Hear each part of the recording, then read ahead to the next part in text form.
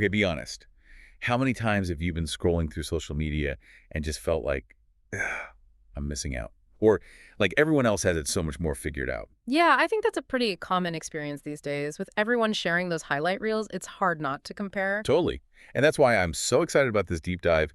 Looking over all the Rumi stuff you sent, and Yeah. wow, he really had some insightful stuff to say about happiness. And the best part, it's stuff we can actually use today, in our lives. Right, like it's surprisingly relevant. Rumi, he was a 13th century Sufi mystic and poet. Okay, wait, back up a sec. Sufi mystic? Yeah, so basically, Rumi believed that true happiness doesn't come from like external stuff, Yeah. achievements or whatever. It's all about inner peace and connection. Inner peace. Okay, that makes sense. But like, who was this Rumi guy? Fill me in.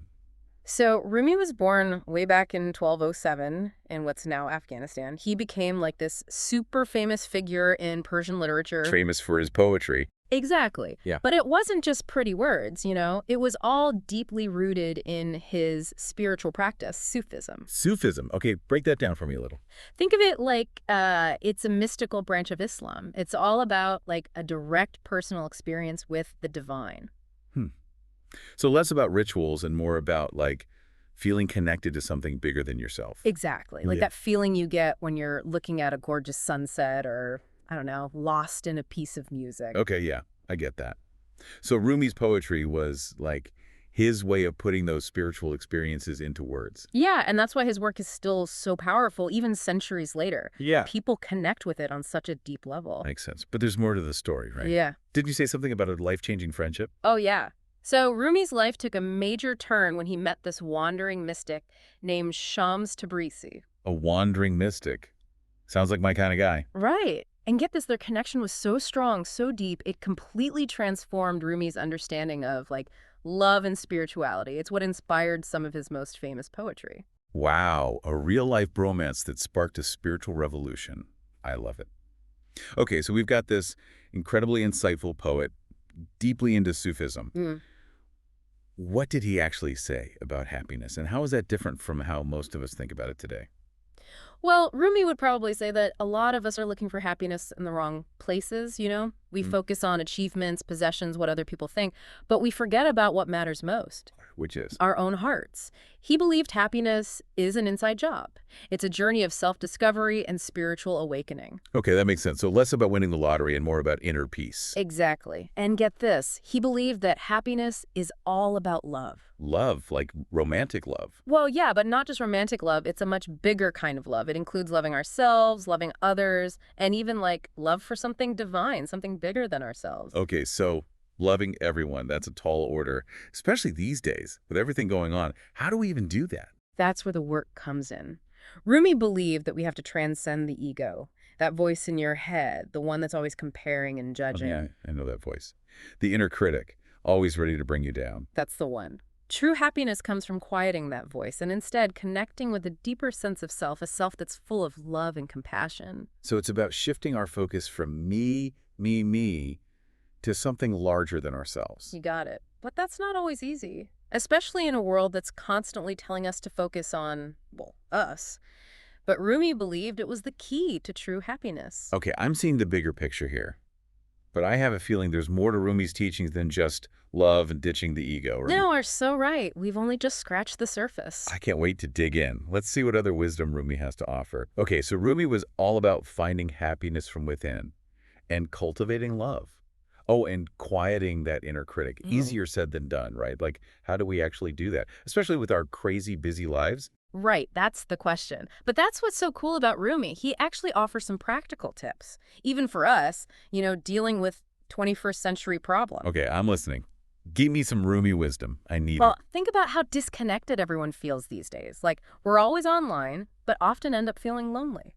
Ugh, yes. It's like we're surrounded by people, but still feel isolated. Rumi would say we're looking for connection in all the wrong places. He believed that real connection, like true connection, it has to start with ourselves. Hmm. Like first you quiet the ego and cultivate love and compassion within. So it's not about like adding more friends on Instagram. It's about going deeper with ourselves first. Exactly. When we're grounded in self-love and have that inner peace, then we can connect with others in a more authentic way. That makes sense. It's like you can't pour from an empty cup. Right. Right. perfect analogy. So Rumi says, start with ourselves. What else? What else helps with that disconnected feeling? Rumi was big on being present, like really present. He thought that real happiness comes from fully experiencing the present moment, not dwelling on the past or stressing about the future. Yeah, that's easier said than done, though. Like, my mind is constantly going, going, going. Oh, I feel you. It takes practice. But even baby steps can make a difference. Try to work some mindfulness into your day, like really savor that first cup of coffee, or actually notice how the sun feels on your skin. Or when a friend's talking, really listen. Those are great tips. It's like shifting our attention from all the noise in our heads to, like, the richness of what's happening right now. Yeah, exactly. And when we do that, there's space for more joy, more gratitude, more connection. Okay, I'm feeling a little more zen already. But what about when things go wrong? When life throws you a curveball and everything feels uncertain and out of control, does Remy have any advice for that? He does. This is one of his most important teachings, I think. He was all about embracing uncertainty. He knew that life is always changing.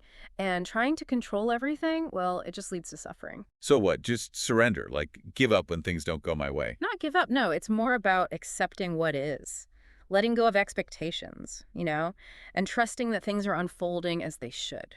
Hmm, that's a tough one. But also kind of liberating when you think about it. Right. It's super relevant today with all the anxiety we're facing. We're Mhm. bombarded with information. Things feel unpredictable. It's like trying to hold on tight to a roller coaster when you should just put your hands up and enjoy the ride. Yes, that's it.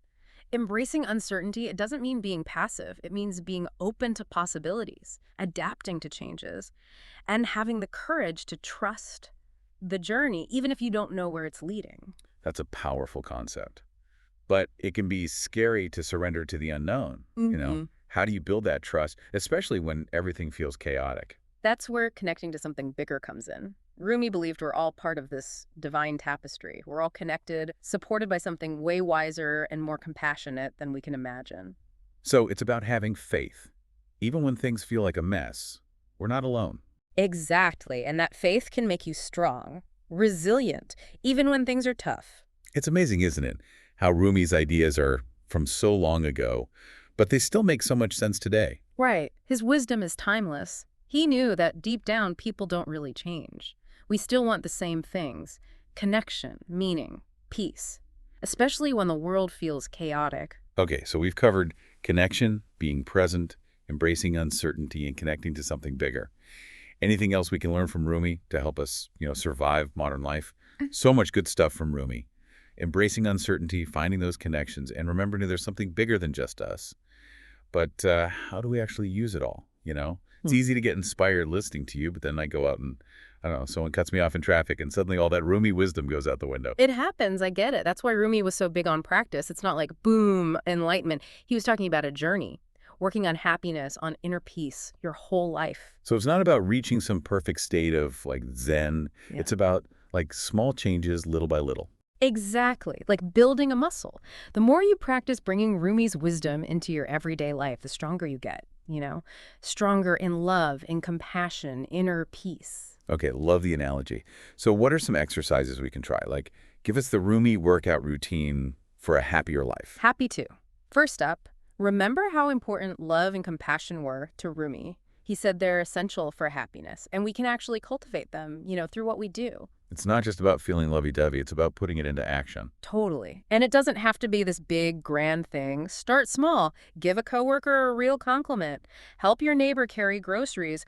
Really listen when a friend is going through something. I like it. Shifting the focus from our own needs to helping others, even if it's a small thing. Yes. And the cool thing is, when you practice kindness and compassion, it helps others, obviously, but it also comes back to you. You feel happier, more connected, more at peace.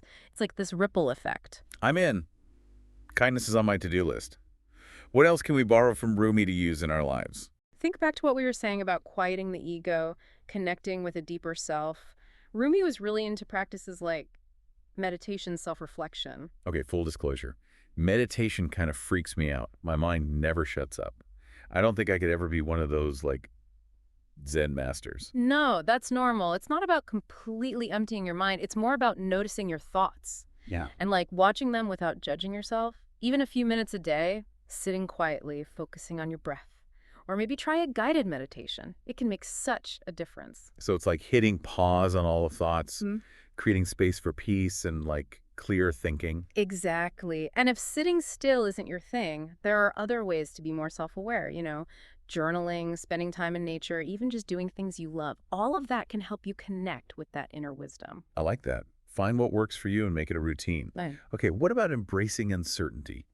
Rumi said that's how we find real happiness. Right. He was all about surrendering to the flow of life, trusting that you're right where you're supposed to be, even when it's tough. Okay, full disclosure again, I'm a control freak. Letting go and trusting the universe. That's scary. I get it. But surrendering doesn't mean you're passive or giving up on what you want. It's more about accepting that you don't know everything. There's a bigger picture.